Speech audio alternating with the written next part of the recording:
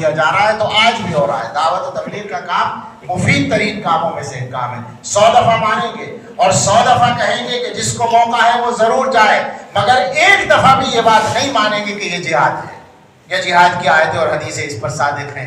ایک دفعہ بھی یہ بات نہیں مانیں گے کہ یہ صحابہ اور انبیاء یہی کرتے تھے، بالکل غلط بات ہے۔ صحابہ اور انبیاء اگر یہی کرتے تھے تو پھر مدرسے والوں کو بھی کہنے دو کہ انبیاء یہی کرتے تھے، اور خانقاہ والوں کو بھی کہنے دو کہ انبیاء یہی کرتے تھے۔ سارے مسلمان جو بھی کام کریں وہ سارا نبی کرتے تھے، یہ کوئی بات ہے؟ سب صحیح کام ہے، تم جو کام کر رہے ہو وہ بھی صحیح ہے، قرآن و حدیث سے ثابت ہے۔ مگر یہ کہنا کہ انبیاء اور صحابہ یہی کرتے تھے، اسی طرح کرتے تھے، اسی طرح تو مولانا الیاس صاحب کے ابا نہیں کرتے تھے۔ انبیاء اور صحابہ کیا کرتے؟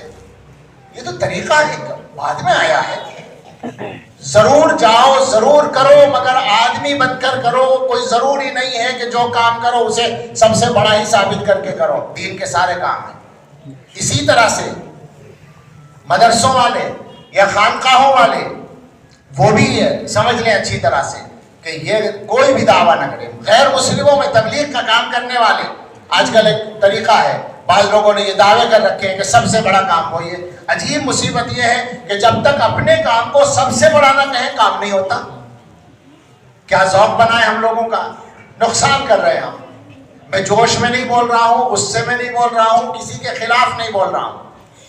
میں پہلے کہہ رہا ہوں سارے کام ضروری ہیں، اور خاص طور سے دوبارہ کہوں گا تبلیغ و دعوت کے کام میں بہت فائدہ ہے عام مسلمانوں کے لیے۔ جس کو موقع ہو ضرور شرکت کرے، حصہ لے، مگر یہ دعوے کرنے والے غلط ہیں بالکل کہ یہی دین کا کام ہے، یہی نبیوں کا کام ہے، یہی صحابہ کا کام ہے۔ ان کے کاموں میں سے ایک کام ہے جس کا خاص طریقہ اب چلا ہے، ٹھیک ہے، بہت اچھا ہے۔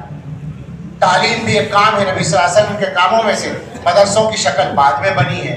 تبلیغ و دعوت سے تو بہت پرانی ہے، اس تبلیغی جماعت کے کام سے تو بہت پرانی ہے مدرسوں کی شکل۔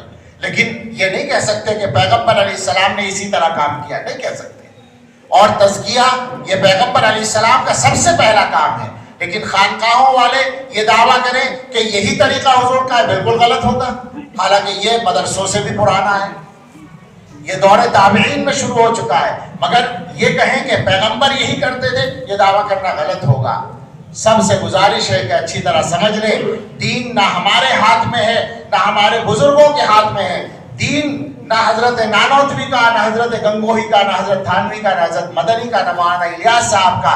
دین اگر ہے تو وہ حضرت محمد الرسول اللہ صلی اللہ علیہ وسلم کا ہے، دین اللہ کا ہے، اور اللہ کے نبی کے صحابہ نے اس کو حضور سے لیا ہے۔